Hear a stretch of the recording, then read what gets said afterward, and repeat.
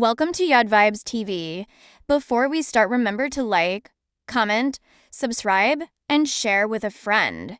Now on to the news. 53-year-old man charged after $18 million worth of cocaine seized at airport.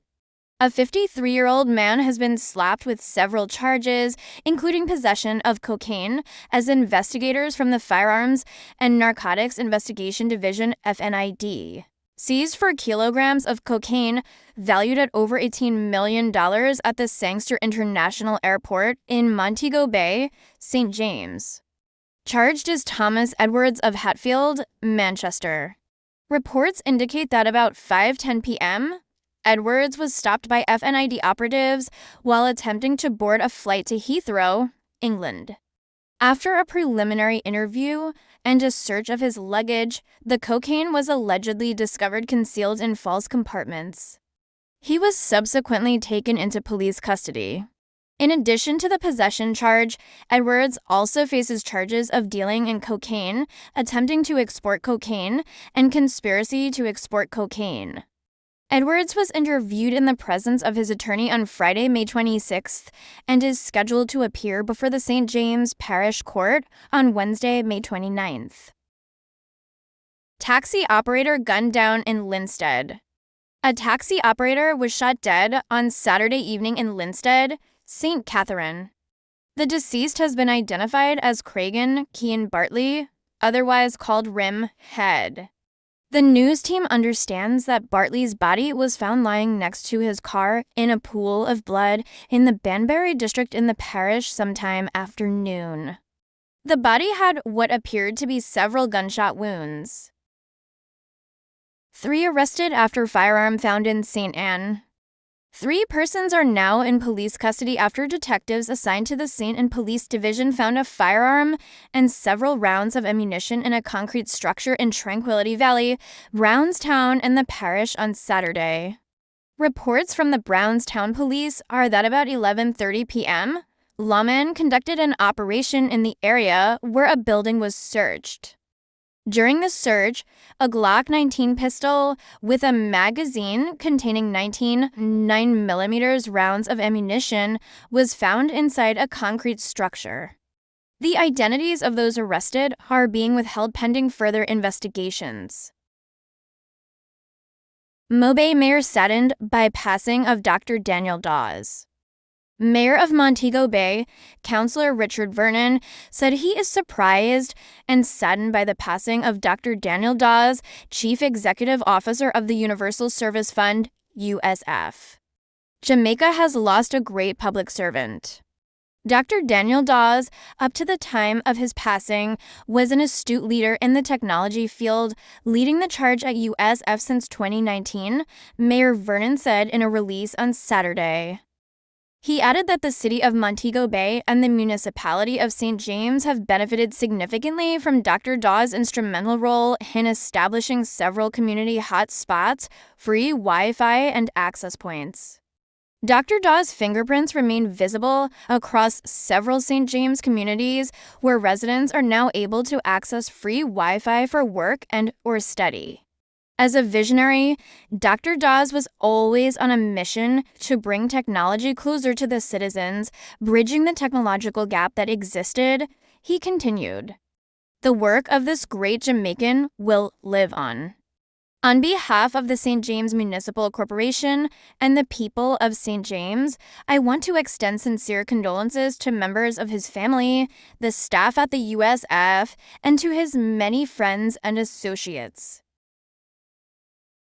British woman allegedly found with coke strapped to her body at Norman Manley International Airport.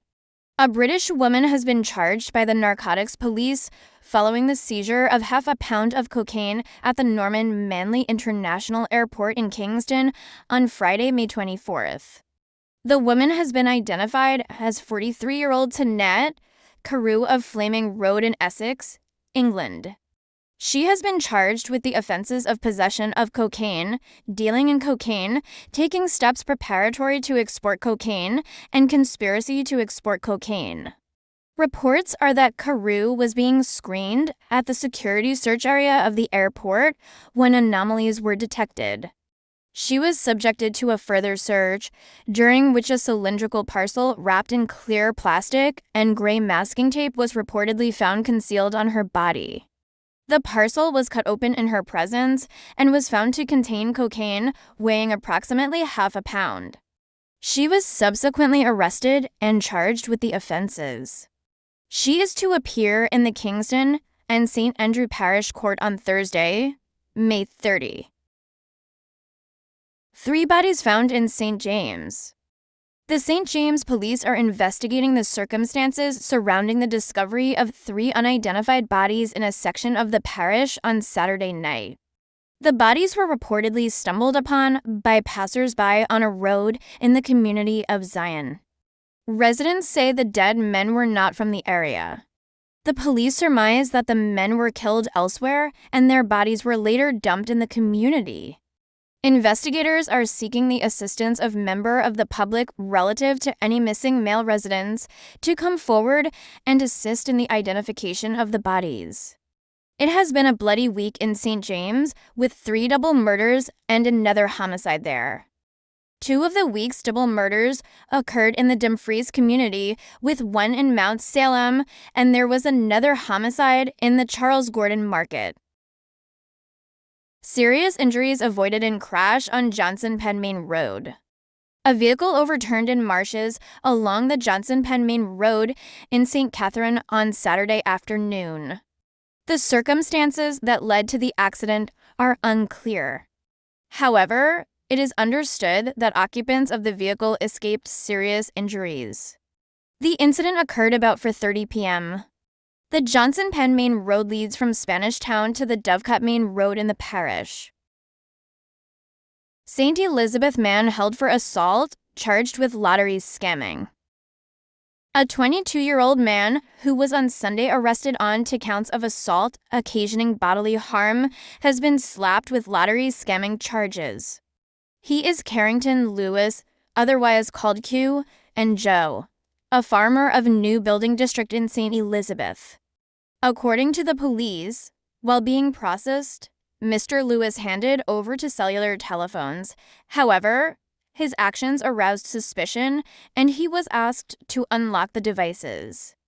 During a search of the phones, it was discovered that they contained the names, addresses, and other personal information of individuals living overseas.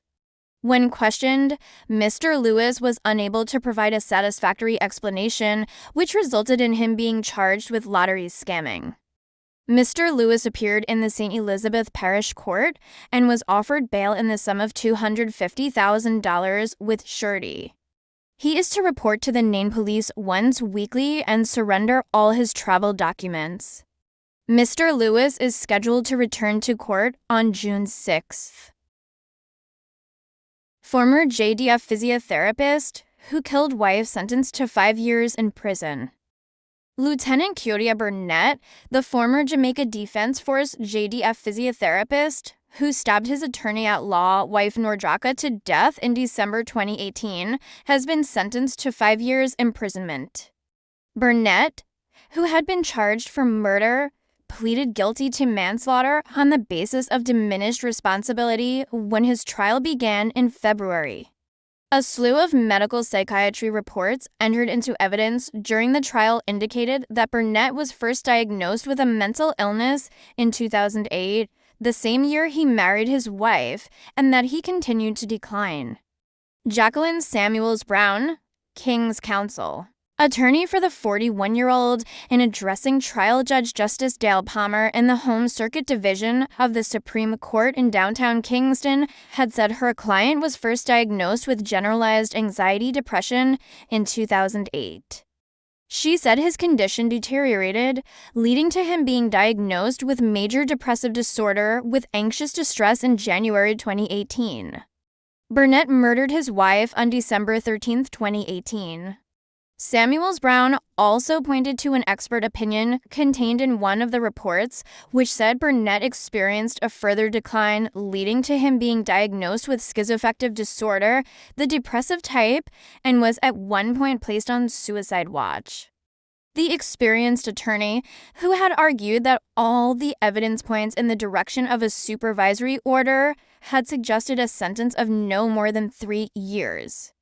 In a detailed plea and mitigation address, Samuels Brown said an order that does not include incarceration in a prison or correctional center is the appropriate one to be made in the case. However, senior prosecutor Claudette Thompson, now acting director of public prosecutions, who led the evidence in the matter, in making her sentencing submission, pointed out that while Burnett is an educated man, a university graduate, a professional who knew from as early as 2008 that he was suffering from a mental illness, his children are now having to face all the good and the bad, negatives and positives, without a mother to guide them. He needs to be punished so that he will understand the consequences of action and inaction. It is a custodial sentence that the Crown is urging on this court, she said at the time. Thank you for watching. Remember to like, comment, subscribe, and share with a friend.